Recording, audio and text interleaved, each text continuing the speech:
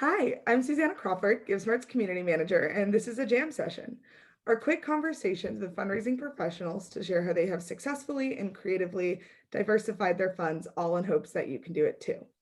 Today, we're talking about hybrid events, something I believe every fundraiser is thinking about, talking about right now. It's a hot topic.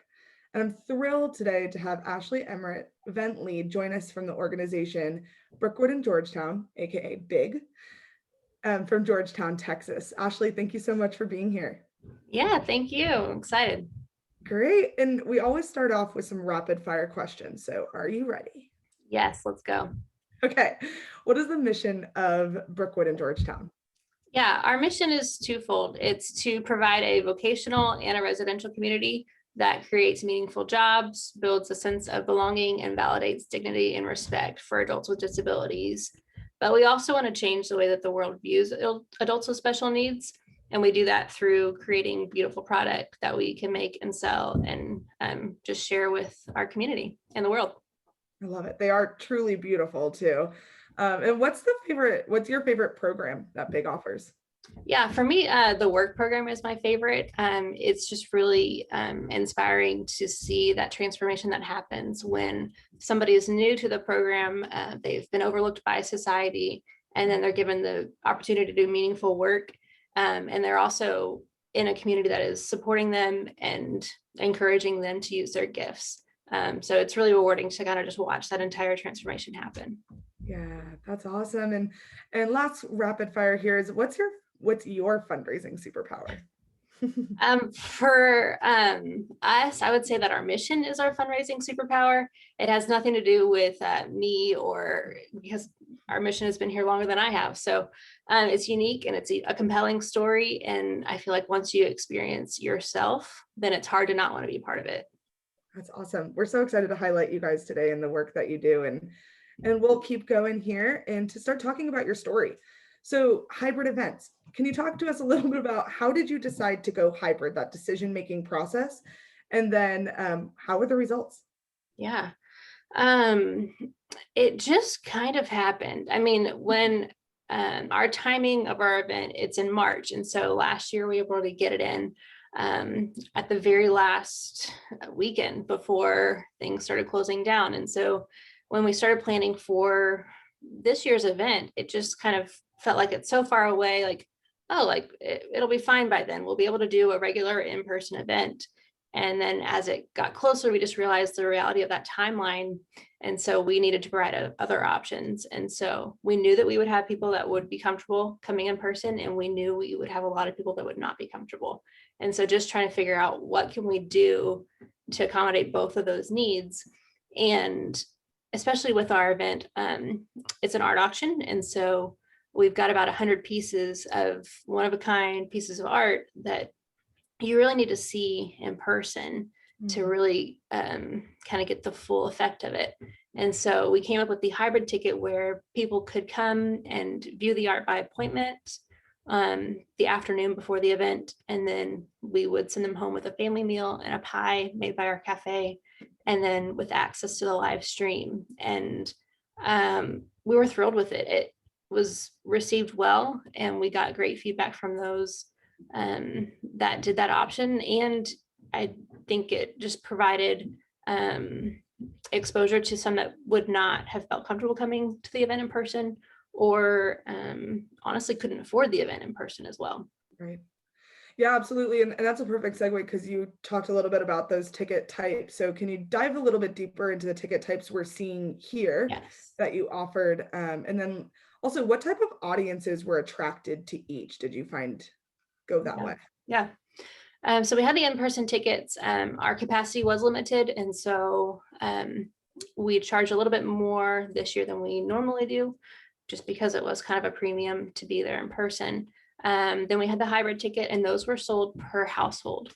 And so they got the art viewing, the family meal, and the pie, and then live stream access. And then we also had just virtual tickets only. So if they only wanted to be a part of the live stream, if they weren't local, that was a really great option. And so we are actually able to expand our reach for this event beyond just kind of the Georgetown and Austin area. And then we also added watch party hosts. And that's for people that wanted to kind of host a smaller group at their house. So we said, hey, invite, 6 to 8, 10 people over.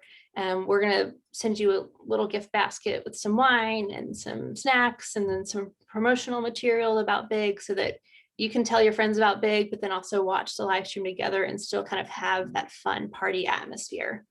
So I think, the two things that I think drove decision-making on ticket types were comfort level, of just coming to an event with a lot of people, and then also affordability. We did see a lot of people that, even like our families that are in our programs, they're not able to afford in-person tickets at $175 each, but they did a hybrid ticket or they did a virtual ticket so their entire household could watch the event. And then we had a handful of watch parties, which that was really fun too, to just people that also weren't comfortable coming to a large event, but were comfortable enough to have people over in their home. And that was a fun thing that we could kind of interact with a little bit with those that were at home. Yeah, I think that's so special to have the offering to include the families that you do programs with too. I think that's always been a want and a need for organizations, and this kind of opens up that opportunity. I love that comment here, and kind of going into the actual event. So there's a lot on this slide, and we'll break it down here. But common questions we get: how do you do a paddle raise? How do you do a live auction with a hybrid event, people at home and in person? So can you walk us through both of those things, and how you did it, and any lessons that you learned from that? Yeah, sure. Yeah, I feel like we were making it up as we went as well. I felt like we were asking, like, our auctioneer, we asked our GiveSmart staff that we were working with, like, what is there a good way to do this? And most people just said no. Like, usually you're either doing one or the other. And so to do them both at the same time is tricky. And there's not a lot of best practices out there yet.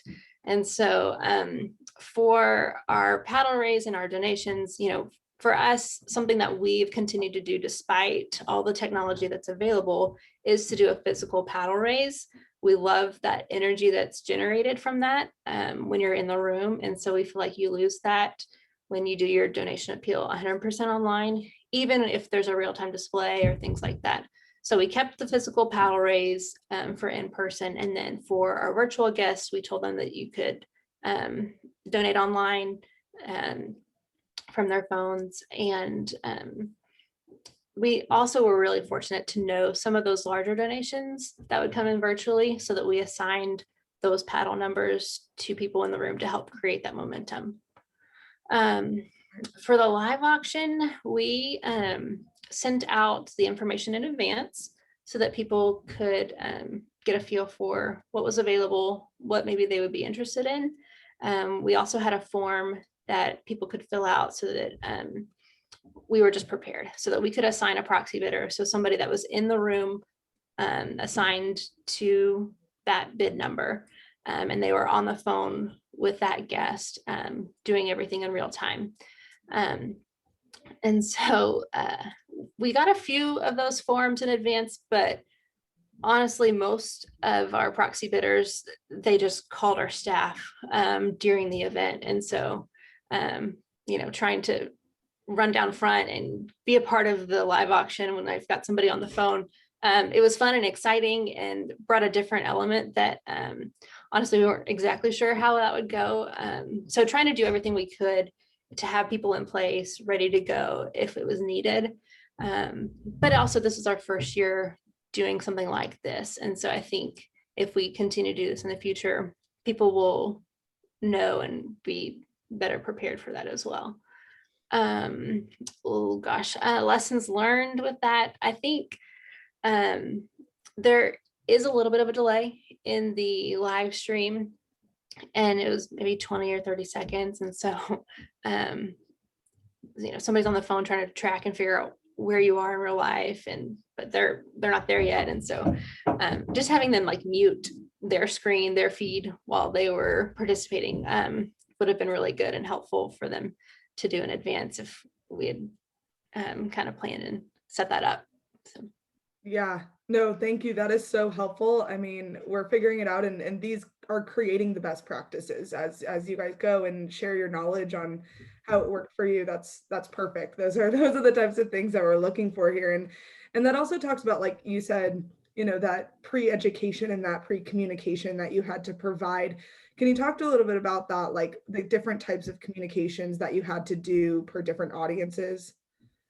Yeah. So, our virtual audience, we wanted to let them know what to expect and where to get the link and all of that information. For hybrid tickets, we also needed to coordinate extra and schedule a time for them to come and view the art, and things like that. And then